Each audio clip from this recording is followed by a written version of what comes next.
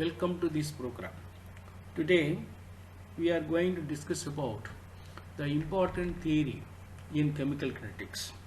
The first one is Lindemann's theory. The Lindemann's theory is applicable to unimolecular reaction. You know very well the collision theory, the rate of the reaction is directly proportional to the number of effective collision per cc per second. Therefore, this cannot be applied to unimolecular reaction. அதாவது collision theory வந்து bimolecular ரியாக்ஷனுக்கு தான் apply பண்ண முடியும். என்ன காரணம்னா ஒரு கொலிஷனுக்கு வந்து ரெண்டு மாலிகுல் வேணும். அப்போ rate of the reaction directly proportional to இந்த நம்பர் ஆஃப் எஃபெக்டிவ் கொலிஷனால it can be applied only to bimolecular reaction, not for the unimolecular reaction. அதனால் ஒரு சின்ன சேஞ்ச் பண்ணுறோம்.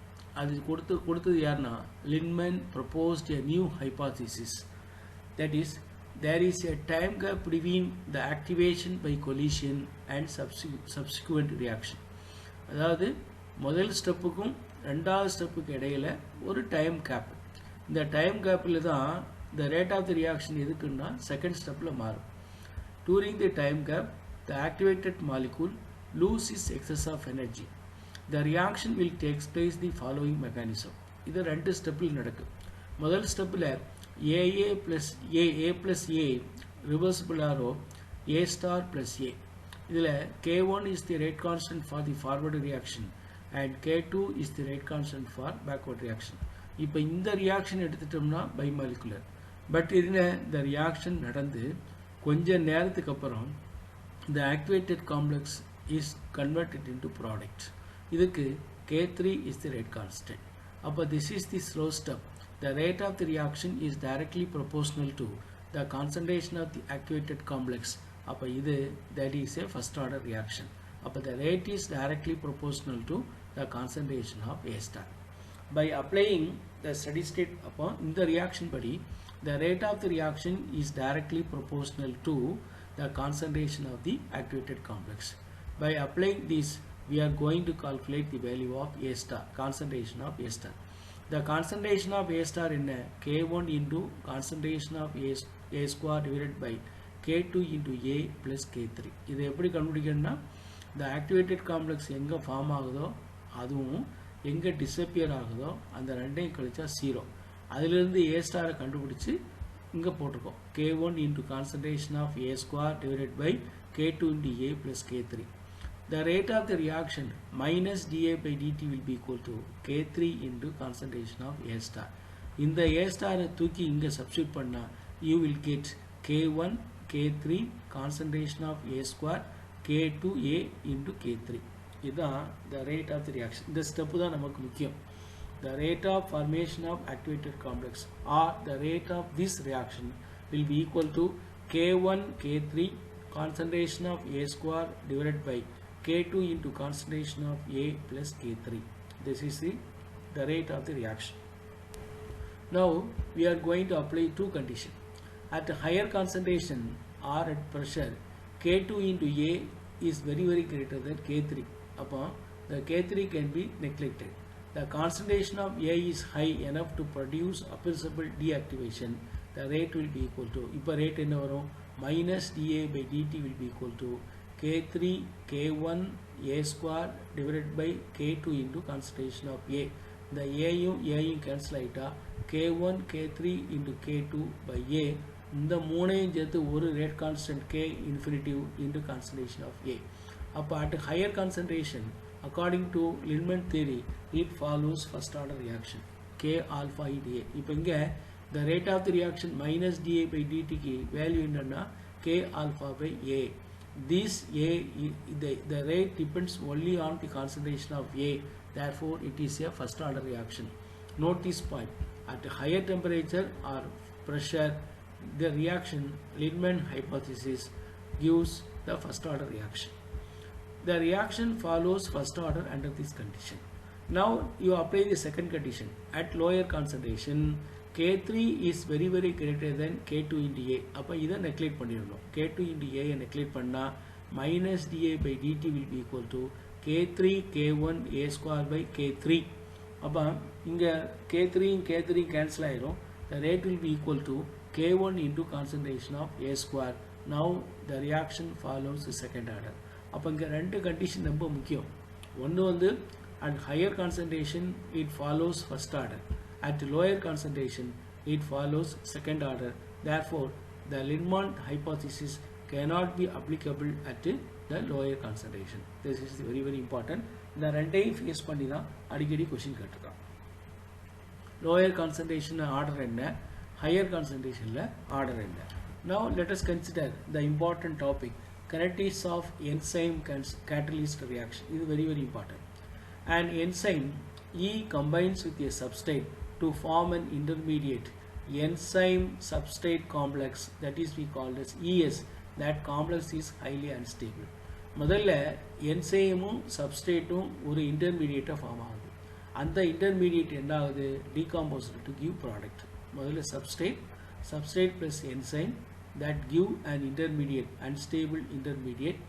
For K1 is the rate constant for forward reaction and K2 is the rate constant for backward reaction.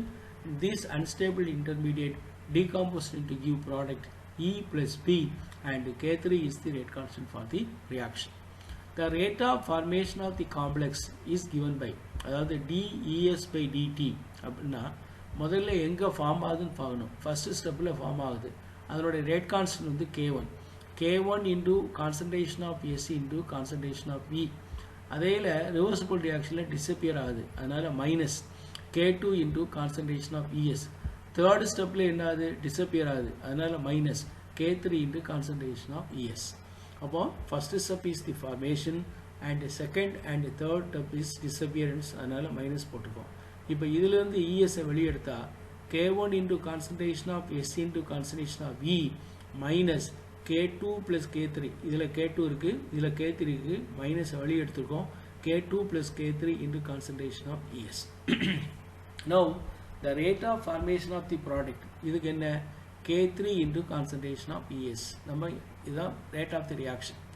Now the total concentration of E0 is equal to the concentration of the free enzyme plus concentration of the complexes. அதாவது இனிஷியலாக என்சைனுடைய concentration எவ்வளோ இருந்ததுன்னா இப்போ இருக்கிற enzyme concentration plus காம்ப்ளெக்ஸில் உள்ள enzyme concentration. அப்போ E of 0 will be equal to concentration of E plus concentration of ES. அப்போ அதிலிருந்து கான்சன்ட்ரேஷன் ஆஃப் Eஐ கண்டுபிடிக்கணும். Concentration of E will be equal to E0 minus ES. இது நம்ம this is the available concentration of enzyme in the reaction. இதை நம்ம மேலே substitute பண்ண போகிறோம் அடுத்த ஸ்டெப்பில். Now dEs by dt will be equal to K1 into concentration of S. இந்த ESங்கிற இடத்துல இதை ES சப்ஸ்டியூட் பண்ணுறோம். Concentration of E0 minus concentration of ES plus K2 plus K3 into concentration of ES. According to steady state approximation, dEs by dt will be equal to 0. அதாவது steady state approximation என்ன சொல்கிறோம்னா, the rate of formation of intermediate will be equal to 0. இதில் ES தான் intermediate, அதனால் இதனுடைய formation will be equal to 0னா இந்த value வந்து 0 ஆயிரும். Therefore K1 S into E0 minus ES will be equal to, the minus இந்த side வந்தால் plus ஆயிரும், K2 plus K3 into ES.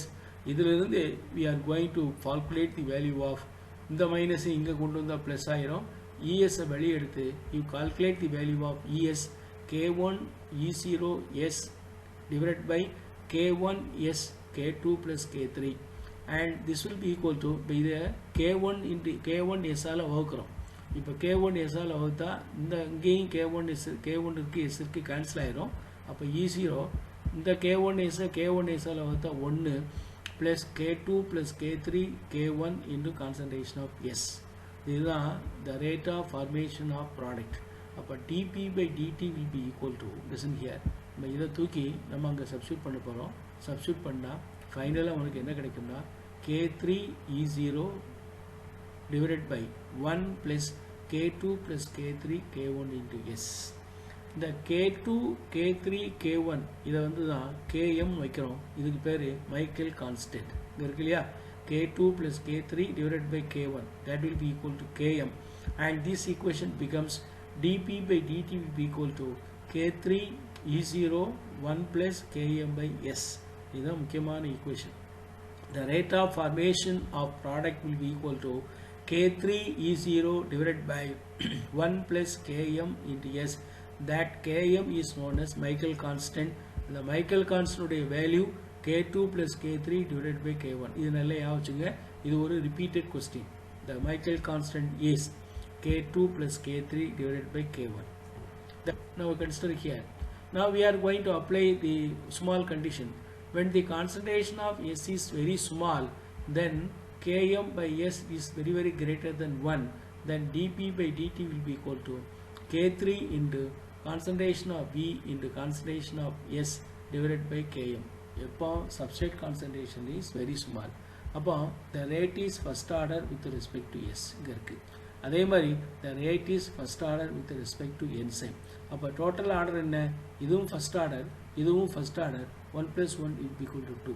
ஆனால் with respect to substrate, the order will be equal to 1. This is very important. எப்போ the substrate concentration is very small. When the substrate concentration is very large, then Km by S is very less than 1. Then dP by dt will be equal to K3 into concentration of E. அப்போ இங்கே பாருங்க, இங்கே substrate இல்லை. அப்போ the rate is independent upon S. The reaction will be zero order with respect to S0. Concentration வந்து higher இருந்ததுன்னா substrate concentration is very large, then the reaction will be zero order with respect to substrate. இது very important. இதுதான் அடிக்கடி கேட்பான். Concentration of S வந்து சுமாலா இருந்ததுன்னா it follows first order with respect to S. When the concentration of S is very large, the reaction follows zero order. In both cases, the reaction follows first order with respect to E0. அதனால புரிஞ்சுக்கணும். ரெண்டு கேஸ்லயுமே with respect to E0 என்ன first order தான். And low concentration ல with respect to substrate first order, at higher concentration ல with respect to substrate it is zero order. இந்த ரெண்டையும் base பண்ணி நிறைய கேள்வி கேட்டிருக்கான். இதை நல்லா ஞாபகம் வச்சுக்க. In both cases, the reaction is first order with respect to E0. If the Km is equal to S, ரெண்டும் ஈக்குவலாக இருந்ததுன்னா, then the equation becomes the rate will be equal to dP by dt, that will be equal to K3 E0 by 2, that will be called V max by 2. அப்போ the V maxங்கிறது velocity பாதி. Even எந்த கண்டிஷனில் Km is equal to X. Km equal to X இருந்ததுன்னா, Michael constant வந்து substrate concentration ஈக்குவலாக இருந்ததுன்னா, the dP by dt will be equal to V maximum by 2. This is also very important. Now this is represent in the plot. Substrateக்கும் ரேட்டுக்கு இடையில் நம்ம வந்து plot பண்ணா, இந்த இடத்துல substrate will be equal to Km. The concentration of substrate will be equal to Michael constant. Rate will be equal to K3 by Km into E0 into S. This is lower concentration. If the concentration is very low, the rate follows first order. When the concentration is very high, the maximum, the rate is K3 will be equal to E0. It follows the zero order with respect to substrate. And this is represent the maximum velocity. The curve பாதி எடுத்தீங்கன்னா, substrate concentration will be equal to Km. That is the what we have discussed here even in the graph. Now the Michael constant Km is equal to the concentration of substrate at which the rate of formation of the product is equal to the half of the maximum rate obtained at a higher concentration of the substrate. அதுக்கு பார்த்தோம் V max by 2 பார்த்தோம்ல. The rate of formation of product அது வந்து எதுக்கு ஈக்குவல்னா half of the maximum rate. V max ல பாதி obtained at a higher concentration of the substrate. When the reaction rate varies linearly with the substrate concentration at a lower concentration. At lower concentration ல ரேட்டும் substrate concentration linear increase ஆகும். அப்போ என்ன ஆகும்? It follows first order and it becomes independent of the substrate at higher concentration. இது நம்ம பார்த்துட்டோம். Higher concentration ல என்ன order? Zero order. The rate of enzyme catalyst reaction frequently passes through a maximum as the temperature is increased. ஒரு enzyme catalyst reactionல ரெண்டு property நம்ம discuss பண்ணும்போது one is optimum pH and another one is optimum temperature. அதாவது enzyme catalyst reactionல என்ன ஆகும்னா the rate வந்து முதல்ல increase ஆகி ஒரு மேக்ஸிமம் லெவலுக்கு போய் and then decreases. The temperature at which the rate is maximum is known as optimum temperature. The temperature at which the rate is maximum is referred as optimum temperature. As the temperature increases above the optimum temperature and the enzymes get desaturated and loss its activity. Optimum temperature க்கு மேல heat பண்ணா அந்த enzyme வந்து அதனுடைய denature ஆகி activity வந்து குறைஞ்சிரும். அதனால the rate of the reaction is decreased.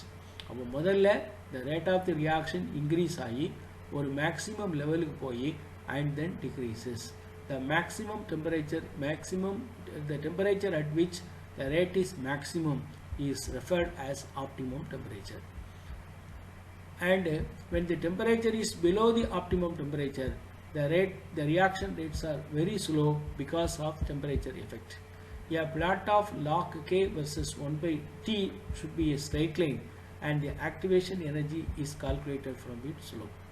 In the similar case is observed in the case of the variation of pH. pH vary பண்ணும்போதும் இதே மாதிரி தான் the similar case is observed. When the pH is varied, the rate of enzyme catalyst reaction generally passes through a maximum and above and below this pH is the rate or slow. அதாவது ஒரு particular pHல the rate வந்து maximum இருக்கும். அந்த rate அந்த that pH is known as optimum pH. The pH at which the rate is maximum is called as optimum pH. அப்ப enzyme catalyst reactionல optimum temperatureலயும் optimum pHலயும் the rate is maximum. இது எல்லாமே above or below the optimum temperature or pH, the rate is slow. இதுதான் முக்கியம். Then very important, acidity function. The strength of the concentration of the solution of an acid are measured in terms of acidity function instead of pH. பொதுவா ஒரு acid உடைய acidity என்ன சொல்லுவோம்னா pH ல சொல்லுவோம். இப்போ இது வந்து when the acid is in very low concentration, diluted concentration, higher concentration of acids. ஒரு acid வந்து higher concentration இருந்ததுன்னா அதனுடைய pH என்ன சொல்றோம்னா acidity function சொல்றோம். pH க்கு பதிலா acidity function சொல்றோம். The acidity function becomes identical எப்போ இந்த ரெண்டும் identical இருக்குன்னா with pH as the solution is more dilute. Dilute conditionல acidity functionும் pHும் equal இருக்கும். There are many acidity function, one of which is due to the Hammett and Disrupt is based on the following equilibrium. இதை முதல்ல பார்க்குறோம். இதை propose பண்ணது Hammett and Disrupt. உதாரணத்துக்கு ஒரு base எடுக்கிறோம்.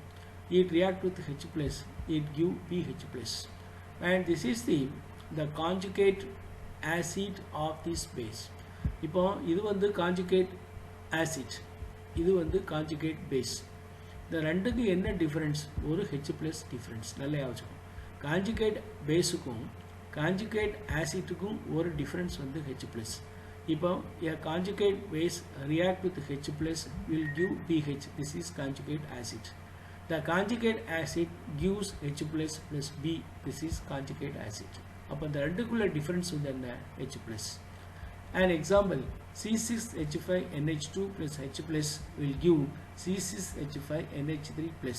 But this is the conjugate acid and C6H5NH2 is the conjugate base. This is a TRP question. C6H5NH2 க்கு conjugate acid என்ன? C6H5NH3+. Very very important it is.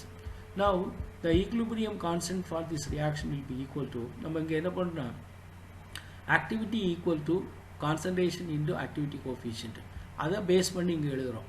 இப்போ இதை எடுத்துட்டோம்னா concentration of pH into activity coefficient of pH divided by concentration of B into concentration of H.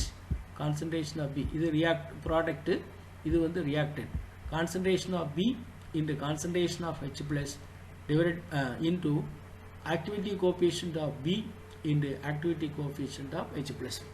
இந்த term பூரா concentration, இந்த term பூரா activity coefficient. இது concentration in the activity coefficient gives activity. இது ஒன்றும் பிரச்சனை இல்லை. Gamma are activity coefficient and pH plus and B are the species that can be distinguished spectrometrically. And இதில் இருந்து நம்ம என்ன பண்ணுறோம், log K இந்த term இங்கே கொண்டு வந்துடும். இந்த term இங்கே கொண்டு வந்துட்டா log K will be equal to log pH by P, that will be equal to log of AH plus RB by RH plus, or AH plus will be equal to concentration of H plus into activity coefficient of H plus. அதாவது ஆக்டிவிட்டிங்கிறது என்ன, concentration into activity coefficient அதை கொடுத்துருக்கோம். Activity of A plus H ப்ளஸ்ங்கிறது எதுக்கு ஈக்குவல்னா H plus into activity coefficient of H plus. இப்போ இதில் இருந்து தான் அசிடிட்டி ஃபங்க்ஷனை டிஃபைன் பண்ண போகிறோம். இந்த ஈக்குவேஷனை மட்டும் வச்சுங்க. The acidity function H0 will be equal to minus log of AH plus activity coefficient of B divided by activity coefficient of pH plus. That function is known as activity function. It is very very important. Activity function will be equal to minus log AH plus gamma B divided by gamma BH plus activity coefficient. Next, this is very important, Bronsted relation. Acid base catalysis always involve transfer of a proton from an acid catalyst or a base catalyst. Acid base catalyst and the reaction is carried out in the presence of an acid or in the presence of base. Acid இருந்தா ஒரு புரோட்டானை transfer பண்ணும், பேஸா இருந்தா ஒரு புரோட்டானை accept பண்ணும். This is a correlation between the effectiveness of catalyst and the strength of the acid and base. The strength is a measure of catalyst to transfer a proton or form a water molecule. ஒரு strength of the acid எதை determine பண்ணா transfer of proton and form a molecule. இந்த ரெண்டுக்குள்ள relation, the correlation between the catalytic constant Ka இதனாலே ஆவச்சுங்க, and this is called acid constant. Catalyst constant ங்கிறது small a, acid constant வந்து capital A, was made in 1914 by H.S. Taylor as the catalytic constant will be equal to Kh plus into K capital K A 1 by power 1 by 2. இது வந்து acid constant, இது வந்து catalytic constant. இந்த ரெண்டுக்குள்ள relation தான் Bronsted relation. பின்னால வருது. The KH is the catalytic coefficient of the hydrogen ion. This is proposed by Taylor. Upon here there are some relation between the catalytic constant and acidic constant. அதே மாதிரி catalytic constant and base constant பின்னால வரும்போது these relations are generally known as Bronsted relationship. இப்போ முதல்ல காணுங்க, Ka will be equal to Ga Ka power alpha. Here the Ga and alpha are constant and alpha is less than unity. இப்போ இதுதான் catalytic constantக்கும் acid constantக்கும் உள்ள relation. And similarly for base catalysis, this is for acid catalysis and this is for base catalysis, Kb will be equal to Gp Kp power beta, and the beta is always less than 1, less than unity. The relationship between the catalytic constant of a base and acid strength of a conjugate acid may be similarly expressed. Kb will be equal to Gp dash, இது Kb catalytic constant of a base, Gp dash divided by 1 by Ka power beta. This is called acid constant Ka. இது catalytic constant of base. Thus three relations are known as Bronsted relations. அப்போ ஒரு relation Ka will be equal to Ga into Ka power alpha, Kb will be equal to Gb into Kp power beta, Kb will be equal to Gb dash into 1 by Ka power beta. இந்த மூணு ரிலேஷனை வச்சுங்க, repeatedly asked in PG TRP question. Bronsted relation, catalytic constantக்கும் acid constantக்கும் உள்ள relation, catalytic baseக்கும் base strengthக்கும் உள்ள relation, இந்த கேபிக்கும் கேஏக்கும் உள்ள relation இந்த மூணையும் ஞாபகம் வச்சுட்டா you can answer for the Bronsted relations. The above three equations are called Bronsted relationship, very important. And Hammett equation, this is very important, and you can expect one or two questions from Hammett equation and the Taft equation. The Hammett describe the influence of polar, meta and para substituent on the reaction of benzene derivative. அதாவது ஒரு சப்ஸ்ட்ரேட்ல சப்ஸ்டிட்யூவன்ட் ஆல rate வந்து increase ஆகலாம். அதை பற்றி study பண்ணது தான் Hammett equation. அதாவது Hammett equation explain the effect of substituent on the substrate. Rate எப்படி மாறுது, சப்ஸ்டிட்யூவன்ட் வந்து இங்கே எந்த பொசிஷன்லையும் பார்க்குறோம், மெட்டா பொசிஷன்லையும் பேரா பொசிஷன்லையும் பார்க்கலாம். The basic form of Hammett equation log k will be equal to log k0 plus sigma into rho. The sigma தான் reaction constant, the rho வந்து substitution constant. இது வந்து இதில் Kங்கிறது rate constant for substituted compound, K0ங்கிறது rate constant for unsubstituted compound. அதே மாதிரி the equilibrium constant சொல்லலாம் log K will be equal to log K0 plus rho into sigma.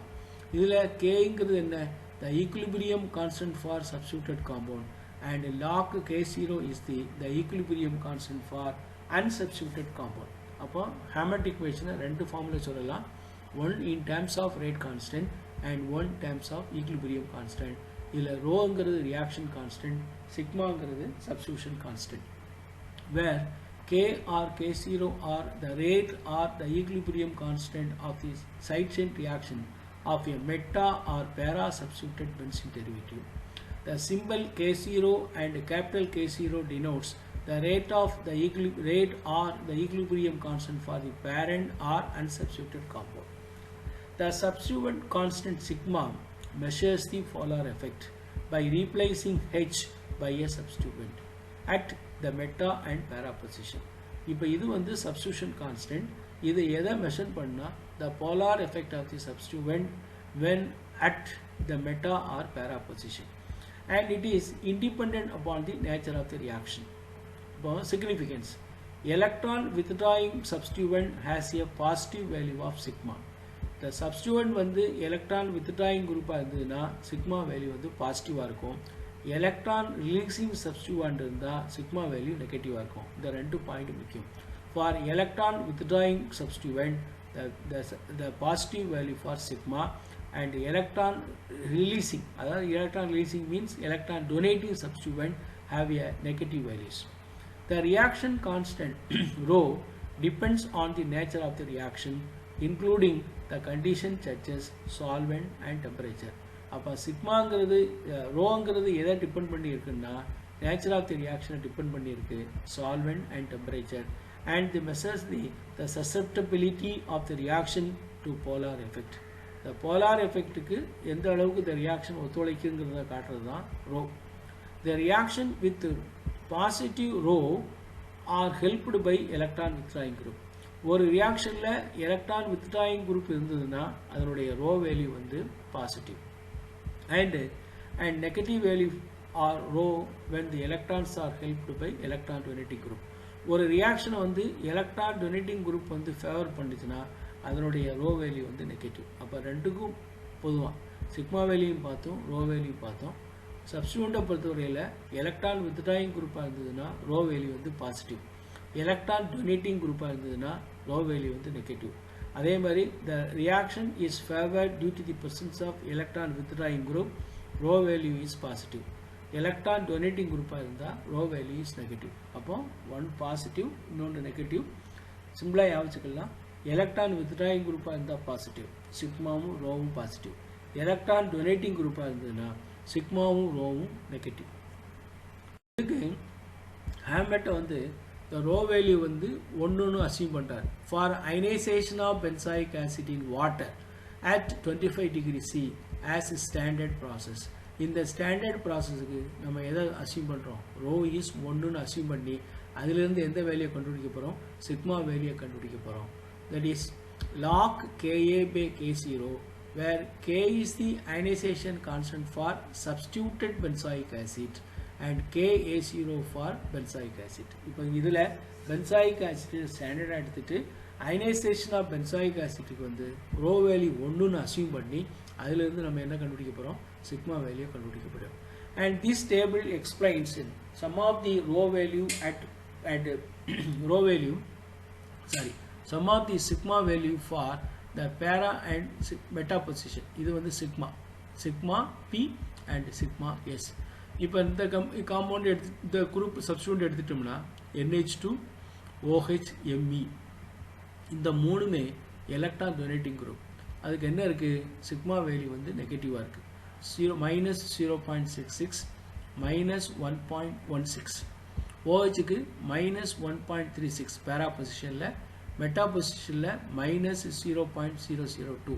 அதே மாதிரி methyl குரூப்புக்கு -0.17 and -0.07.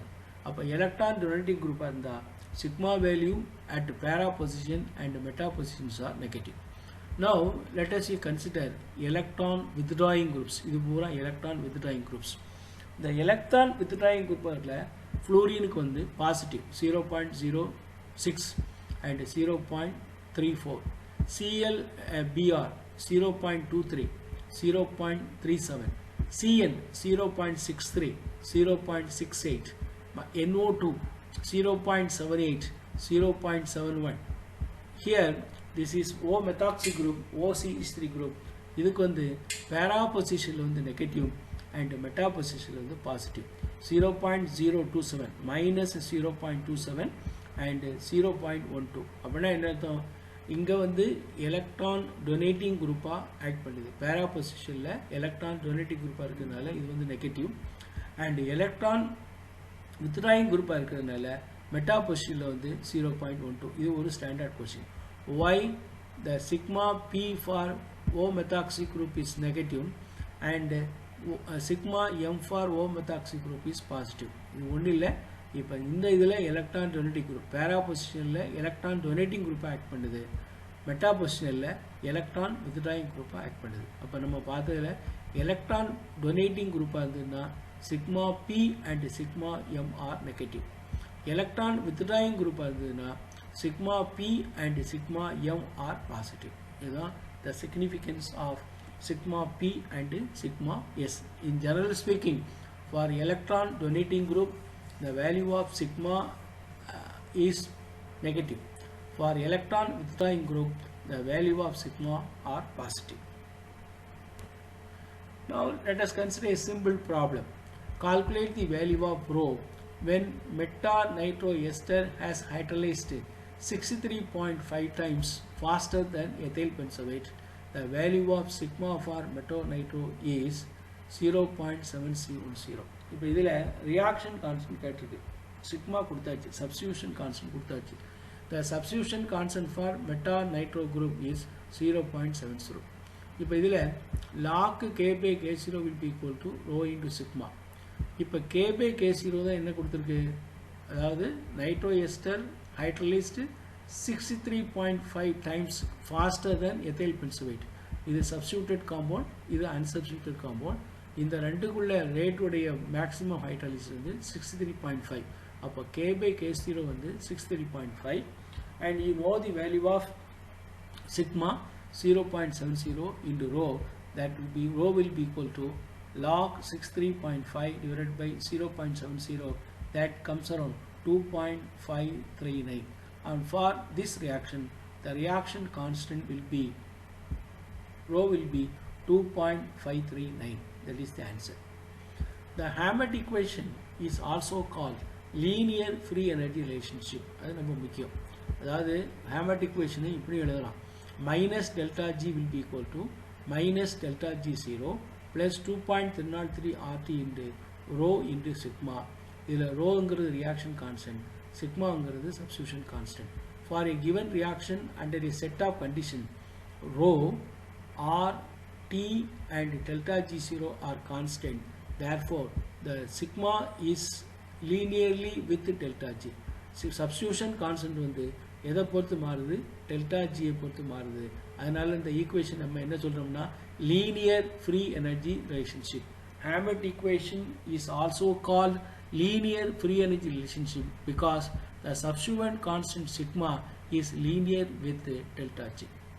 The next equation we call this Taft equation, very very important. Taft suggested the following equation for evaluating polar effect of the substituent R in the ester RCO2 R dash or COO R dash. In the equation க்கு பேர் தான் Taft equation. Sigma star will be equal to log of K by K0 of B, ங்கிறது base, minus log of K by K0 of A divided by 2.48. That equation we call as Taft equation. It is very very important, where the sigma star is the polar substituent constant for the substituent R. The rate constant K refers to the reaction of RCO2R and K0 is the methyl CO2R. K is rate constant for substituted compound and K0 is the rate constant for unsubstituted compound, and this is taken as standard. MeCO2R is taken as standard. இப்போ எம்மிக்கு பதிலாக நம்ம substitute பண்ணி சப்ஸ்டியூட்டை போட்டோம்னா அதுக்கு என்ன கிடைக்கும்? Sigma star கிடைக்கும். And the B and A refers to basic and acid catalysis carried out with the same R, solvent and the temperature. The factor 2.84 puts the sigma star value into about the same numerical range of Hammond's sigma. As Hammond equation sigma உடைய ரேஞ்சுக்கு கொண்டு வரதுக்காண்டி எதால வகுக்கிறோம்? 2.48 ஆல வகுக்கிறோம். அதே மாதிரி the equation may also apply to ortho substituted benzoic ester. இதில் ரொம்ப முக்கியம். நீங்கள் வந்து Hammond equation வந்து மெட்டா சப்ஸ்டியூட்டட் காம்பவுண்டுக்கும் பேரா சப்ஸ்டியூட்டட் காம்பவுண்டுக்கு தான் நம்ம அப்ளை பண்ண முடியும். எதுக்கு அப்ளை பண்ண முடியாது?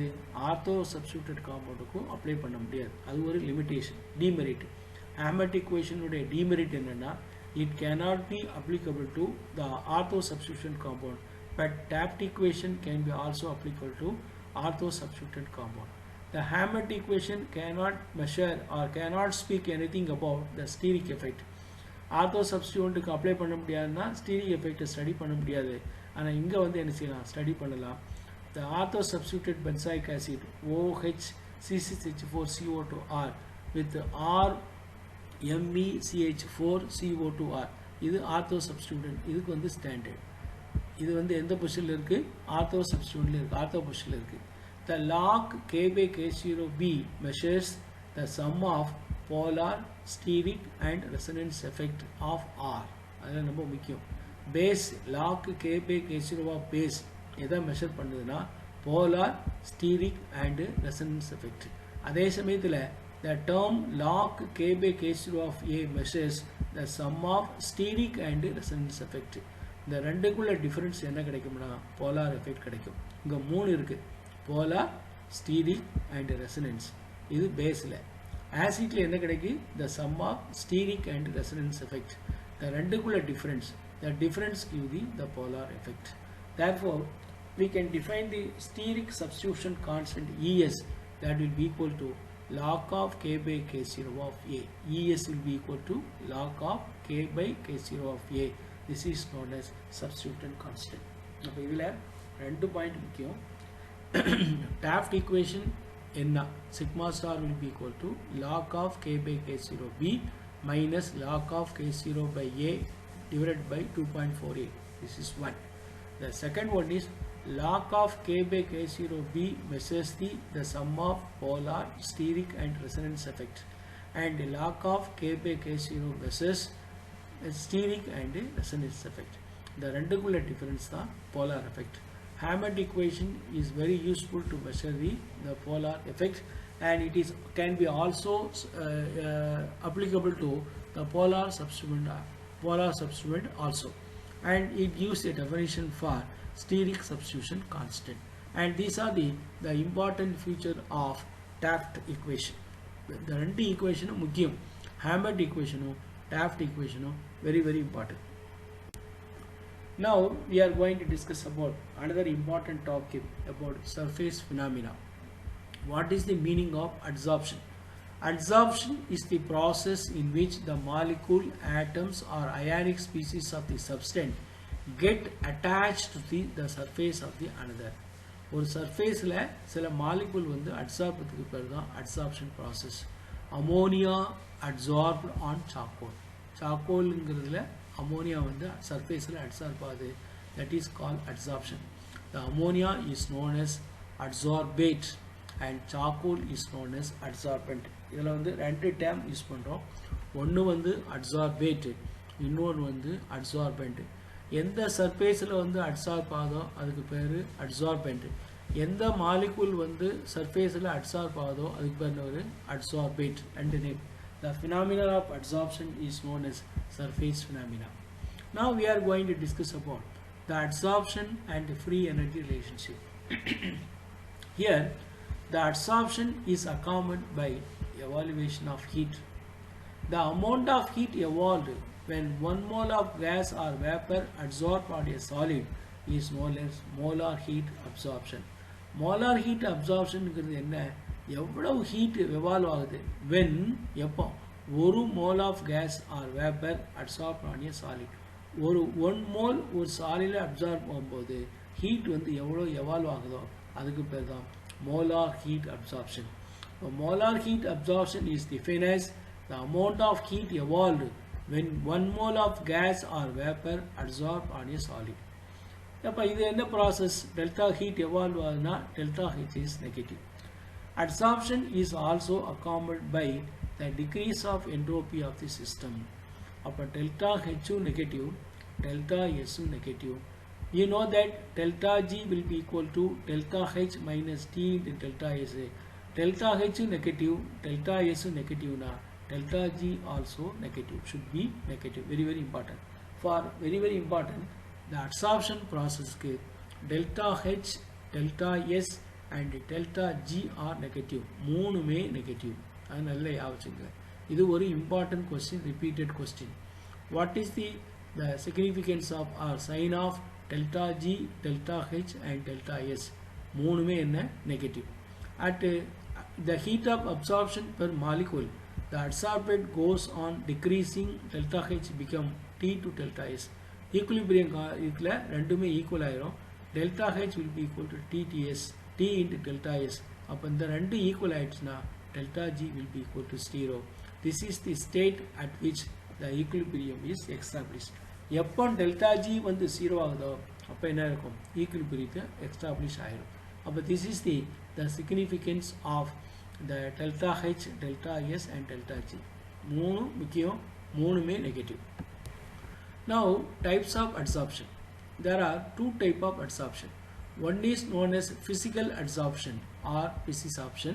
The second one is known as chemical adsorption or chemisorption. The two types of adsorption differ upon the interaction between the adsorbate and the adsorbent. இந்த ரெண்டு எதை பொறுத்து இருக்குன்னா அட்சார்பேட்டுக்கும் அட்சார்பண்ட்டுக்கு இடையில் உள்ள இன்டராக்ஷனை பொறுத்து தான் நான் ரெண்டாக கிளாஸிஃபை பண்ணுறோம். If the adsorbate and absorptions are held together by means of van der Waals forces, and this type of adsorption is known as physisorption. Physisorption என்ன? அட்சார்பண்ட்டும் அட்சார்பேட்டும் ஒரு weak force van der Waals ஃபோர்ஸில் held ஆகிருந்ததுன்னா அதுக்கு பேர் physisorption. If the adsorption by a chemical process, ஒரு chemical process நடந்ததுன்னா அல்லது கெமிக்கல் இன்ட்ராக்ஷன் நடந்ததுன்னா எதுக்கு? between the surface of the atom of adsorbent and the atom of adsorbate. அட்சார்பேட்டுக்கும் அட்சார்பண்ட்டுக்கு இடையில் ஒரு கெமிக்கல் ப்ராசஸோ அல்லது கெமிக்கல் இன்ட்ராக்ஷன் நடந்ததுன்னா that type of adsorption is known as chemisorption. அட்சார்பண்ட்டுக்கும் அட்சார்புக்கு இடையில் week force van der Waals force இருந்ததுன்னா physisorption. அட்சார்பண்ட்டுக்கும் அட்சார்பண்ட்டுக்கு இடையில் chemical reaction நடந்ததுன்னா அதுக்கு பேர் என்ன? chemisorption. அப்போ there are two types of adsorption. One is known as physisorption and another one is known as chemisorption. Differences between physisorption and chemisorption. இப்போ nature of operating force இங்கே ஏற்கனவே பார்த்துருக்கோம். Weak van der Waals force are operated. இங்கே strong van der Waals forces are operated. chemisorptionல strong van der Waals forces are operated. And physisorption occurs at ordinary temperature. Chemisorption occurs at higher temperature. heat of adsorption is very low. Physics option la heat of adsorption வந்து low. ஆனா இங்க வந்து high. Chemistry option la the heat of absorption is high. Specificity here non-specific. Physical adsorption process is a non-specific process. This is highly specific process. Chemistry option is the highly specific process. Reversibility almost completely reversible. Physics options are reversible and chemistry options are irreversible. Physics option la multi-layer form ஆகும். இது நல்லா ஞாபகம் எங்க multi-layer form ஆகுதோ that process is called physics option. எங்க mono-layer form ஆகுதோ that process is known as chemistry option. As the temperature increases, adsorption decreases. Physics option la temperature increase பண்ணும்போது adsorption வந்து decrease ஆகும். Adsorption increases and then decreases. முதல்ல adsorption increase ஆகி அதுக்கப்புறம் decrease ஆகும். These are the basic differences between physics option and chemistry option. ரெண்டு இதுல நம்ம முக்கியம். இங்க weak van der Waals force, the strong van der Waals force. Ordinary temperature, high temperature. Non-specific, high specific, multi-layer and mono-layer. இது நல்ல ஞாபகம். Those are the difference. Then adsorption isotherm. The adsorption isotherm is the relationship between the pressure of a gas and the amount of adsorbed on the absorbent at a constant temperature. Adsorption isotherm நாலே temperature constant இருக்கணும். இது எதுக்குள்ள plot அப்படின்னு சொன்னா pressure of a gasக்கும் amount of adsorbed of the substance இடையில plot. The pressure of a gas and the amount of adsorbed on the adsorbent. எவ்வளவு adsorb ஆயிருக்கோ ரெண்டுக்குள்ள relation தான் adsorption isotherm and it is carried out at a constant temperature. இது very important. 4 adsorption isotherm இருக்கு. ஒண்ணுக்கு பேரு Freundlich adsorption isotherm. அந்த isotherm மட்டும் நல்லா ஞாபகம். The variation in the amount of gas adsorbed per unit mass of the adsorbent with pressure at constant temperature is given by the expression x by m will be equal to k into p 1 power n. இதுக்கு பேரு தான் Freundlich adsorption isotherm. X by m will be equal to k into p power 1 by n. X is the mass of the gas adsorbed. The m is the mass of the absorbent and p is the pressure, equilibrium pressure, and k and n are constant which depend upon the nature of the adsorbate and the adsorbent and the temperature. இப்போ இந்த ஈக்குவேஷனுக்கு பேர் தான் Freundlich adsorption isotherm. இது logarithm எடுக்கிறோம். The log of x by m will be equal to the log k plus 1 by n into log p. p ங்கிறது pressure தெரியும், k and n ங்கிறது constant. இப்போ இதை வச்சு தான் we are going to explain the graph. இந்த equation a plot of log by xm versus log p should be a straight line and the slope will be equal to 1 by n and the intercept will be equal to log k. அதான் ரொம்ப முக்கியம். Slope வந்து எதுக்கு equal 1 by n க்கு equal, intercept எதுக்கு equal log k. இப்போ இந்த log p க்கும் இந்த log x by m க்கும் பிளாட் பண்ணும்போது எக்ஸ்பெரிமெண்டலில் என்னது ஸ்லோவாக இன்க்ரீஸ் ஆகி and then it is maximum. அப்போ at a higher pressure the adsorption is maximum. But the theoretical படி எப்படி வரணும்னா இது experimental value. log x by m will be equal to log p னா என்ன வரணும், ஸ்ட்ரெயிட் லைன் வரணும். இதனுடைய ஸ்லோப் தான் எதுக்கு ஈக்குவல் 1 by n க்கு ஈக்குவல். இதுதான் இன்டர்செப்ட். இன்டர்செப்ட் எதுக்கு ஈக்குவல்னா log k க்கு equal. And it is found that the Freundlich adsorption isotherm is obeyed at low pressure of the adsorbate and it fails the concentration of pressure of the adsorbate is too high. அப்போ Freundlich adsorption isotherm வந்து low pressure ல applicable, high pressure ல not applicable. Now we are going to discuss about the Longmeyer adsorption isotherm.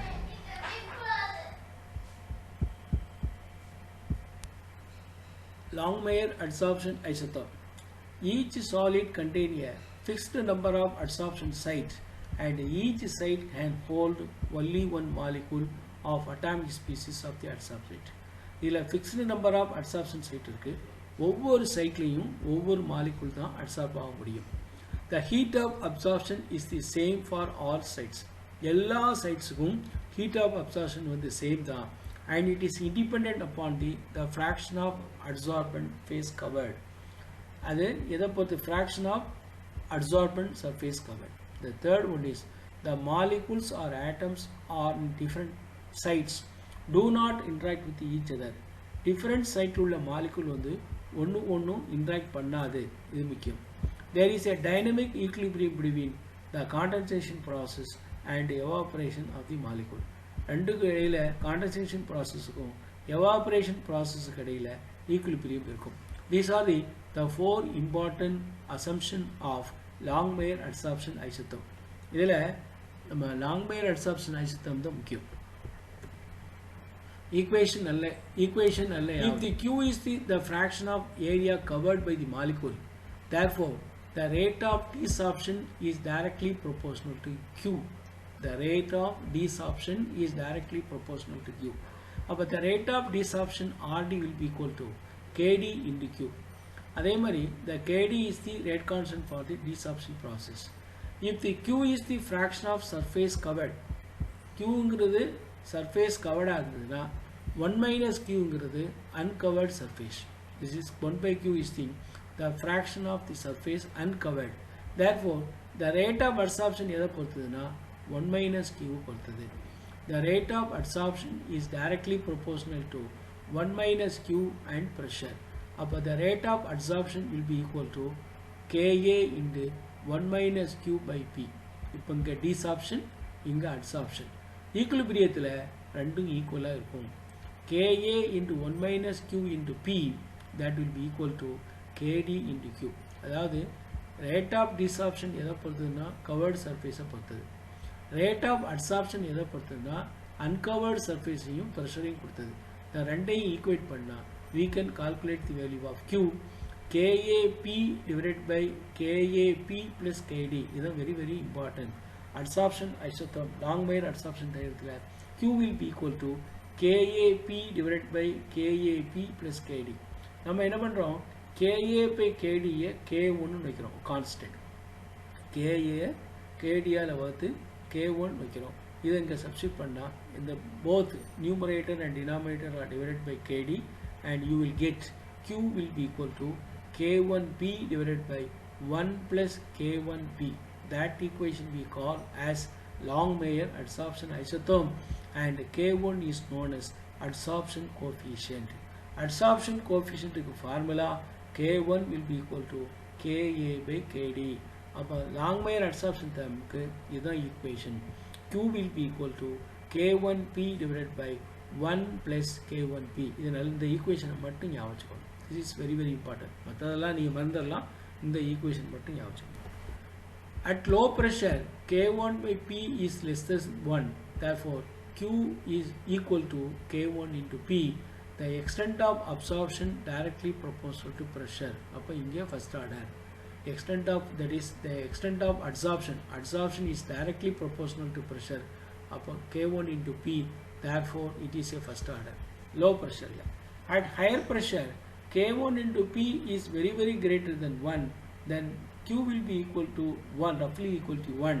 The rate of the reaction is independent upon pressure and the reaction is said to be kinetically zero order. The ரெண்டு முக்கியம். Low pressure heat follows first order. At high pressure heat follows zero order. நம்ம அதங்க பார்க்குறோம்.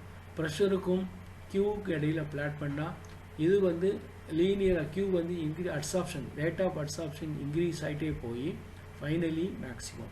அப்போ Longmire adsorption isotherm is applicable only at low pressure, not at higher pressure. Higher pressure இது follow ஆகலை, low pressure தான் என்னது follow ஆகுது.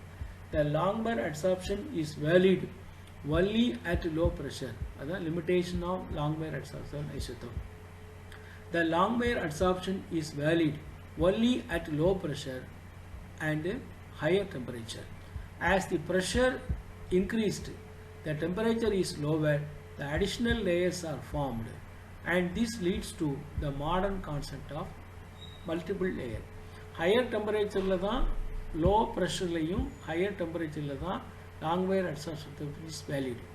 Higher pressure and temperature low ஆனா it forms multi-layer. அப்போ very very important. Longmire adsorption isotherm is applicable only at a lower pressure, not at a higher pressure. Now, next equation is bed isotherm. Werner, Emmett and Teller isotherm. இதுதான் multiple layer. It is applicable to multiple layer. Multiple லேயர்னால் உங்களுக்கு என்ன யா வரணும், physisorption யா வரணும். அப்போ BET equation is applicable to physisorption multi layer adsorption. இதுதான் equation. V equal to VmCp divided by P0 minus P plus 1 plus C minus 1 P by P0. இந்த ஈக்குவேஷனுக்கு பேர் தான் BET equation. V equal to VmCp into P0 minus P 1 plus C minus 1 P divided by P0. That equation is known as bet isotherm. The equation அப்படியே கேக்குறாங்க. Very very important. The volume V is measured as a function of P. When P equal to P0, the equation shows that P is infinitive. P equal to P0 ஆயிட்டுனா இங்க பாருங்க P0 minus P இருக்குங்க.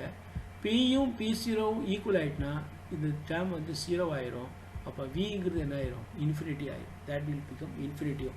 That accounts for the steep rise of multi-layer isotherm as the pressure. இங்க கேட்பான், what is the condition for multi-layer isotherm? Multi-layer isotherm condition என்ன, P will be equal to P0 இருக்கணும்.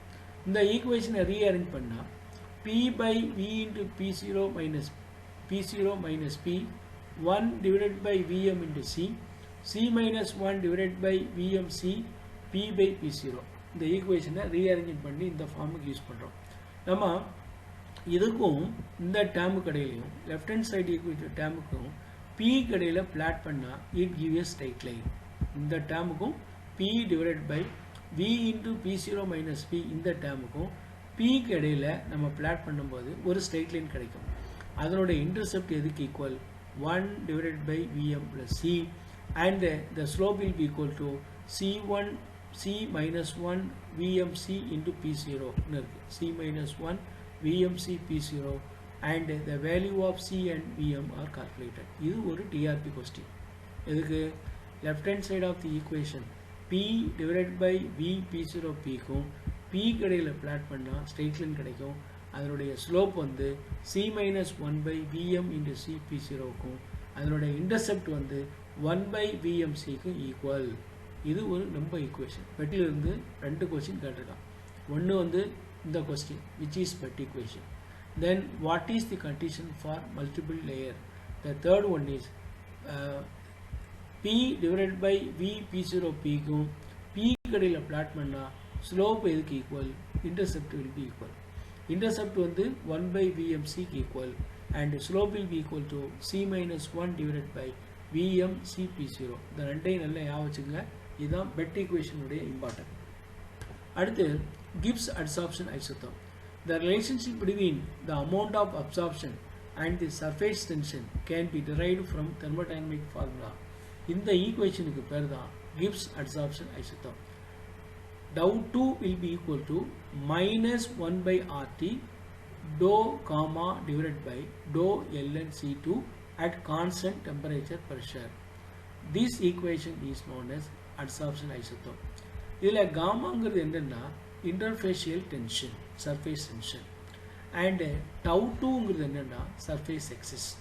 அப்போ surface excessக்கும் surface tensionக்கு உள்ள relations சொல்கிறது தான் Gibbs adsorption isotherm.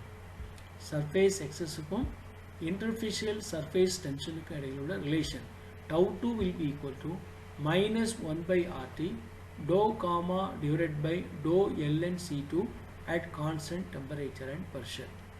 The value of dou gamma dou CT is negative. இப்போ இந்த value negative ஆயினா negative into negative என்ன ஆயிரும், பாசிட்டிவ் ஆயிரும். The value of surface excess increases with increasing in concentration. அப்போ surface excess உடைய value increases with increasing concentration. dou gamma by dou C2 வந்து நெகட்டிவாக இருந்ததுன்னா இது வந்து நெகட்டிவாக இருந்ததுன்னா இங்கே ஏற்கனவே நெகட்டிவ் இருக்குது, negative into negative positive. therefore the surface excess increases with the increasing concentration. It means there is an excess solute present at the interface. If dou gamma by dou C2 is positive, then F2, it means the addition of solute decreases the surface excess of the solution. Addition of solute வந்து surface excess குறைக்கும். இதுதான் the Gibbs adsorption isotherm. இந்த equation நல்லா ஞாபகம் வச்சுக்கணும். அதே மாதிரி இந்த ரெண்டு condition do gamma by do C2 வந்து நெகட்டிவாக இருந்தால் என்ன கிடைக்கும், to gamma by do C2 வந்து பாசிட்டிவாக இருந்தால் என்ன கிடைக்கும். நெகட்டிவாக இருந்ததுன்னா the surface excess increases with the increasing concentration. இங்கே the surface excess decreasing with the increasing concentration. இதுதான் very very important. அடுத்து kinetics of heterogeneous catalyst. இதில் மூணு மெக்கானிசம் இருக்குது. Longmire-Hinshelwood mechanism. The rate of the reaction between A and B is proportional to the probability of A and B get adsorbed on the neighboring sites. A க்கும் B கடையில் சர்ஃபேஸில் reaction நடந்ததுன்னா the rate வந்து எதை பொறுத்துன்னா the probability of A and B gets absorbed is also proportional to the fraction of the surface Q and Q dash covered by A and B. ஏற்கனவே Longmire adsorption பண்ணியிருக்கோம். The rate is directly proportional to the surface area covered. Upon the rate of the reaction B will be equal to K2 into Q dash. இதை substitute பண்ணா K2 Kp K dash P dash divided by 1 plus Kp and plus K dash P dash the whole square. அதாவது Kpங்கிறது reactant A, K dash P dashங்கிறது reactant B. இதை substitute பண்ணால் இதுதான் the rate. இது வந்து Longmire adsorption isothermலேருந்து நம்ம substitute பண்ணியிருக்கோம். and the P dash is kept constant. P dash kept constant. P வந்து vary பண்ணுறோம். அதாவது B இனுடைய ப்ரெஷரை கான்ஸ்டண்ட்டாக வச்சுக்கிட்டு A இனுடைய ப்ரெஷரை வேரி பண்ணால் the rate first passes through a maximum and then decreases.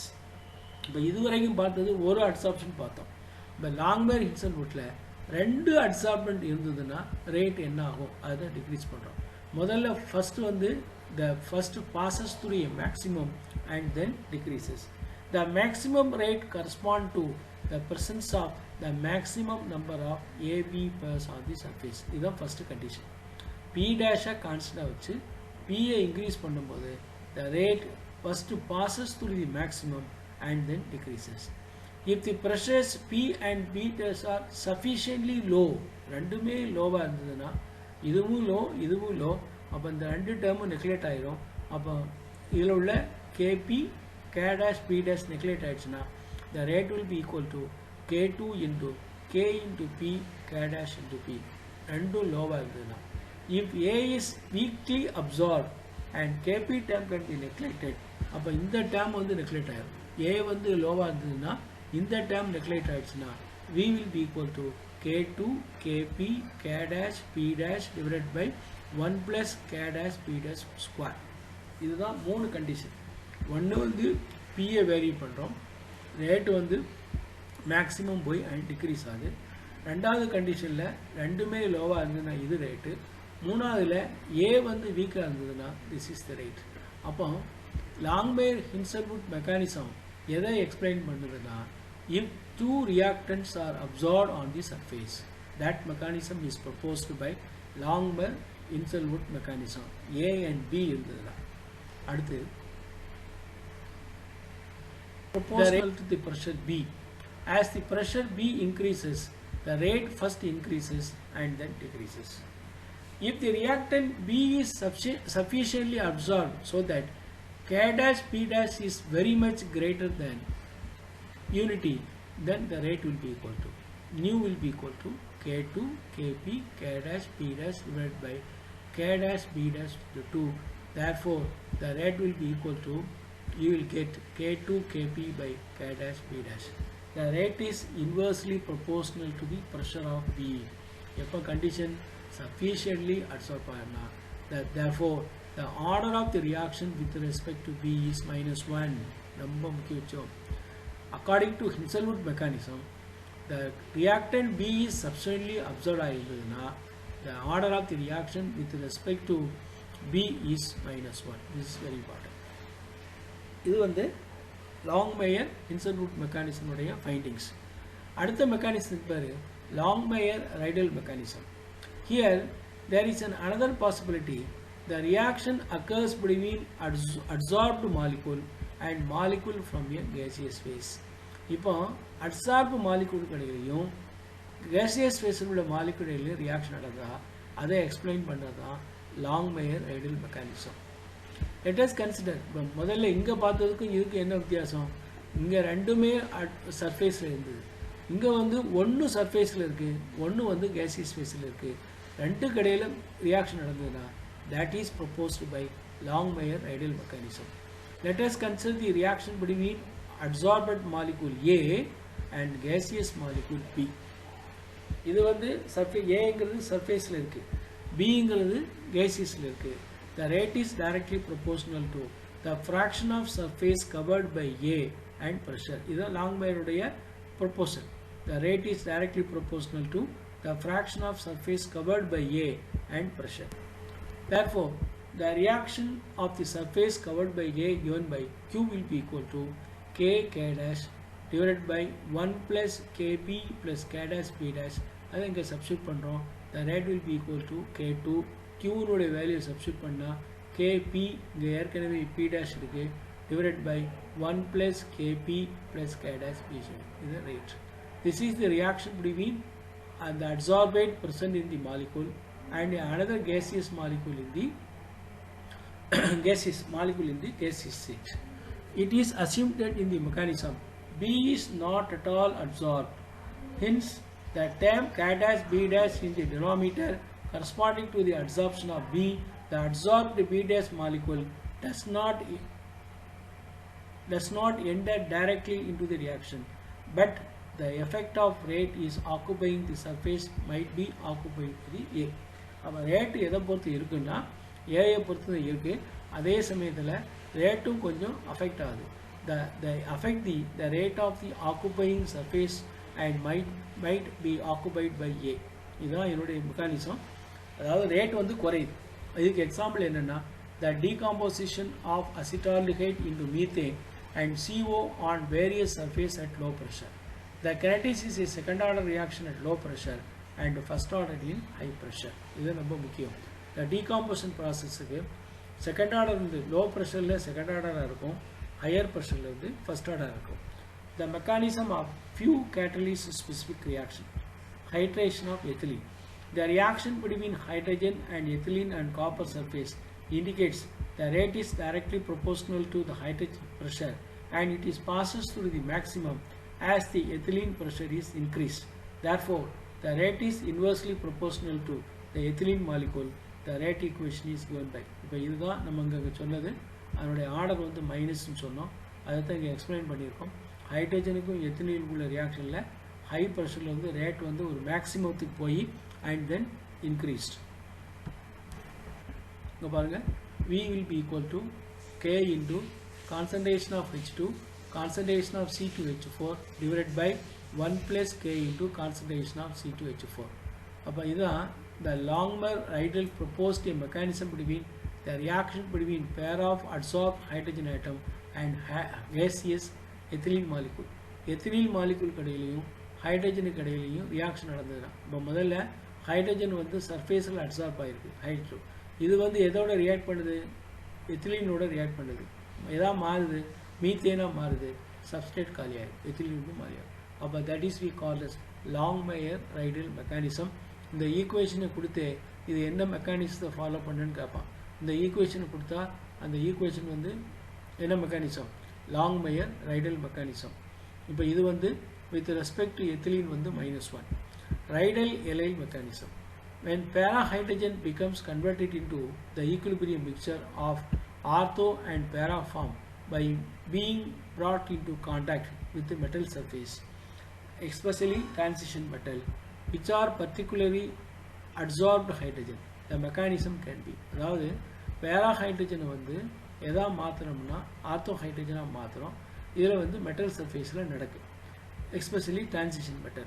அப்போ பேரா ஹைட்ரஜன் வந்து முதல்ல எதில் அட்சார்ப் ஆகுது சர்ஃபேஸில் அட்சார்ப் ஆகி தென் ஒரு இன்டர்மீடியட் காம்ப்ளெக்ஸ் ஃபார்ம் ஆகி and then is converted into ortho hydrogen அப்போ para hydrogen is converted into ortho hydrogen by Rydell allyl mechanism.